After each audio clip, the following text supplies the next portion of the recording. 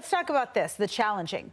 Oh, balls and strikes. Yes. So don't you think that would, and I'm just playing devil's advocate, that that would undermine the authority of the umpire? Yes. Yes. Well, I mean, you know what I mean? Like, so what? I mean, it's going to be he said, he said. Here's to me the computer said. I like it. Why not get it right? If you have the ability to get it right, why would you want to get it wrong?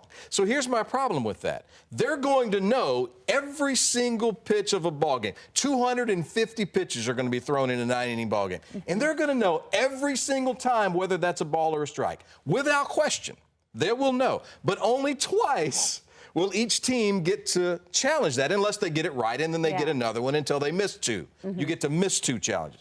But why not use it every pitch? If it's right, well, let me tell you why something. not just keep the umpire there? If you use it every pitch, the game's going to be like 8 hours long. No. Just have it up. They have it up. It's as soon as it hits, they know exactly. Yeah, they could even, the umpire could just beep in his ear if it's a strike, or bong in his ear if it's a ball. Bong, that's a ball. But the thing Bing, is, that's a strike. Wait, but there's not going to be like a discussion? If you challenge, no, there's no discussion.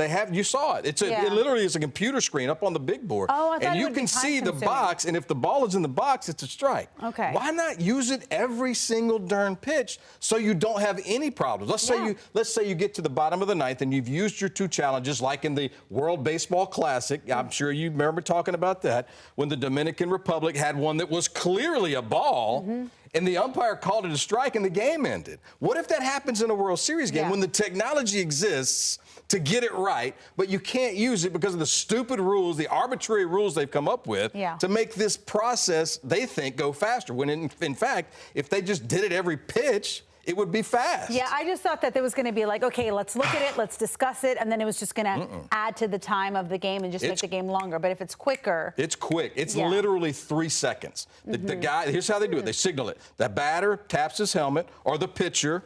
The pitcher can challenge, too. If they called it a ball and he thought it was a strike, the pitcher and the catcher, only those 3 can challenge. Okay. Everybody else is just watching. But if the technology is there, every single pitch... But also, who said? I'm just saying, who says or what says that the technology is completely accurate? Well, what if it's... I mean, it's been tested, I think, to the point where they feel comfortable with it being accurate. But that's a good question. Again, that's a good question. That the technology is something I don't understand, but I know that they use it in tennis now, too. They can tell. Literally, they show it on the screen. The ball either is in or it's out, and they can tell by just watching that video. And again, that drives me nuts because you see some, and they don't have a way to challenge it, but you know it's wrong, like that game in the World Baseball Classic. Anyway, I think it's a great thing. I think we're headed in the right direction. Let's just do it for all the pitches. Don't get rid of the umpires. Keep them there. I just wanted to play devil's advocate. I just thought that was interesting. The devil's advocate.